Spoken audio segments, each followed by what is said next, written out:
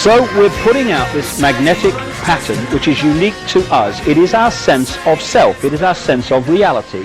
There's an American comedian called Bill Hicks who summed up my whole attitude to life and everything really and what I'm talking about here in a wonderful line. He said, "Matter is merely energy condensed to a slow vibration.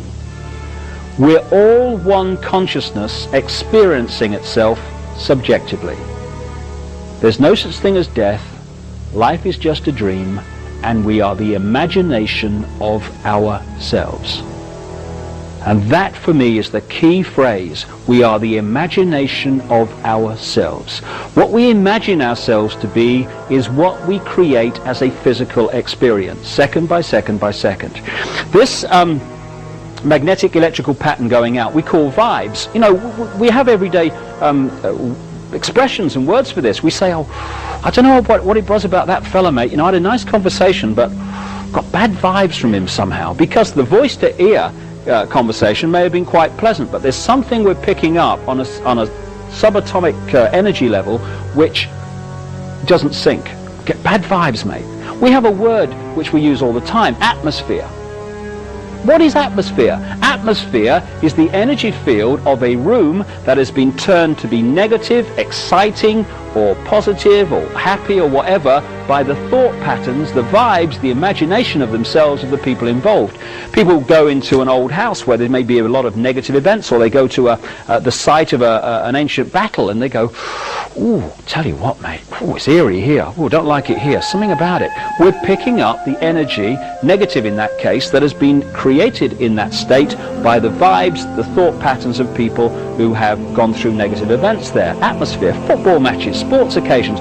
You could touch the atmosphere, mate. The excitement was amazing. What is excitement? What is this atmosphere? It is what people generate on this vibe level. So, as these vibes we're putting out, these unique patterns are magnetic. They are pulling in constantly other energy fields, which we know better as people, places, ways of life, experiences. In this way, second by second, we are creating as a physical event, physical experience, an exact replica of our subconscious imagination of ourselves in the people, places, ways of life we experience. We are creating our own reality. When I look back at my own life from this perspective, it is amazing that whatever my physical experience has been through my life, it has been a replica of my imagination of myself at that time. Until relatively recently, I was angry, seriously angry. I didn't know why I was angry, but I was angry. I now kind of looked at it, I realized I was angry about my childhood, angry about my father, but I was angry. My life through that period was a series of angry confrontations. Because even if I was in a bar or in a room and I was kind of physically appeared to be relaxed, got a drink or something, my anger is still going out as a vibe, even though I appear to be quite relaxed at the time. I tell you, anyone who'd had a bad day, I got them. Anyone that was feeling a bit wound up, I got them. I was the person they picked out in the room. And my life was a series of angry confrontations, which created this kind of cycle. I got angry, felt guilty for getting angry, which made me more frustrated, which made me angrier, which made me have more confrontations, which made me feel guilty, and so it went on, down. And after a while I thought, hold on a second, do you know there's one common theme between all these angry confrontations? And it's you. What gives? And I started to look at myself in a different way. I realized that I was angry because most of us are and we don't realize it. And I started to let it go. Interestingly, just acknowledging the anger often lets it go. And I started to like myself. My goodness me! You're not supposed to do that, have you? You aren't supposed to love yourself. It's actually a form of putting someone down. Oh, he loves himself, he does. You can't love yourself. You've got to be humble. Oh, and it's kind of it's a term of praise now, isn't it? Do you know? He's ever so humble, you know. He's always putting himself down, but he loves the world. No, he doesn't. We can only love out there when we love in here, because we can't give out what we haven't got, and we are pressured all the time to feel bad about ourselves, to have a limited imagination of ourselves. Therefore we create a limited physical experience. When I started to let this anger go and like myself, love myself, oh my goodness, call the police, my life changed, because I started to respect my right to be me and not what other people were insisting that I should be to conform to some mythical right and wrong. And once I started having that feeling about myself, I started to attract into my life people who love me not for what they want me to be, but for what I am, whatever I am is. And that's just a reflection of the way I see myself. I am creating a different reality. Friend of mine, lovely, lovely person, and I hardly exaggerate when I say she starts virtually every sentence with the words, "The problem is though," this lady sees life as a problem. Her life is a series of problems. So I said to her, last time I saw her, "What's up?" She said, you don't look too happy." She said, "I'm fed up." She said, "I'm useless, me." She said, "I'm a useless wife, I'm a useless mother, I've got no ability, I've got nothing to contribute, I'm useless, I am. Fed up." I said, "Well, what's brought this on now?" She said, "Well, I'm fed up." She said, "Everyone's putting me down." I thought, no, you are putting you down. Your imagination of yourself is that you are useless. And this lady is surrounded by people in her life who are constantly putting her down. And she's pulled them in because she has created her imagination of herself as a physical experience. One of the great ways this works is we attract to us what we most fear, because fear is not only a great controller, the great controller of the human race, it's also the great limiter of human evolution.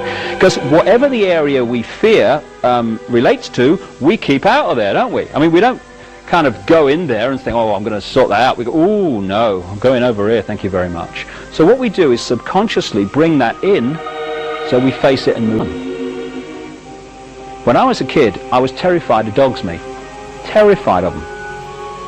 I lived in this big council estate in Leicester. It was over here.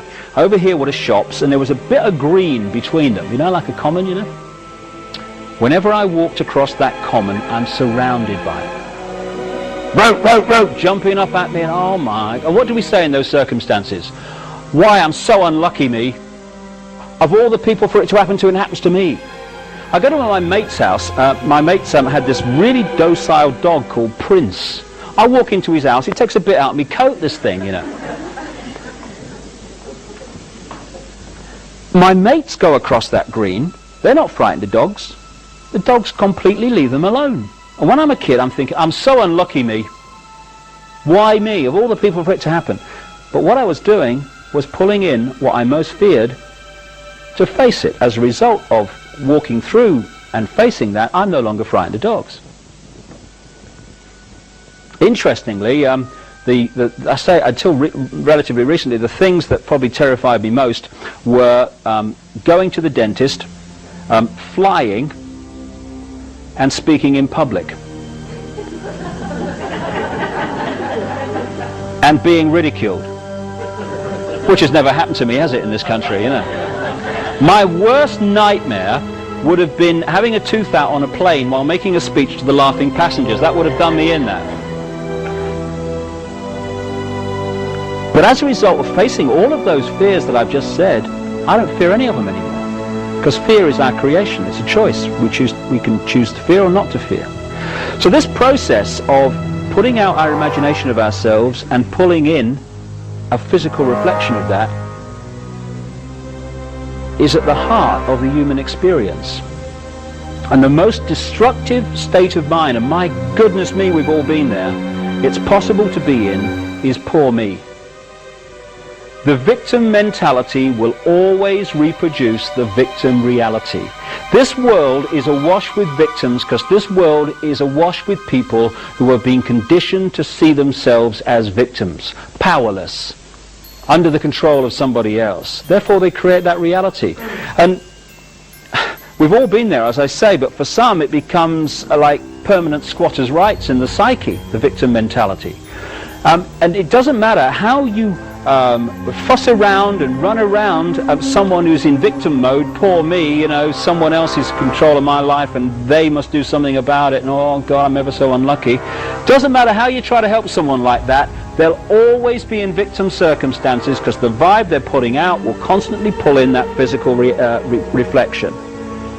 The change, which is why vision is so important, the change that gets the victim out of that situation is to realize there are no victims, only states of mind that perceive themselves to be victims. The moment we say, hold on a minute, hold on a little, I'm not a robot, I'm not a clone, and I am certainly not a victim. I'm in control of my life, and I'm going to get out of these circumstances that I'm in at the moment because I've created them and I'm going to get out of them. At that point, the vibe changes. So what it pulls in changes. Suddenly, people get bits of luck. And amazing coincidences happen. You'll never guess, mate. It was ever so lucky. That guy came into my life at just the right time and helped me get out of that circumstance. I couldn't believe it. Not luck at all. Creation by a changed state of mind.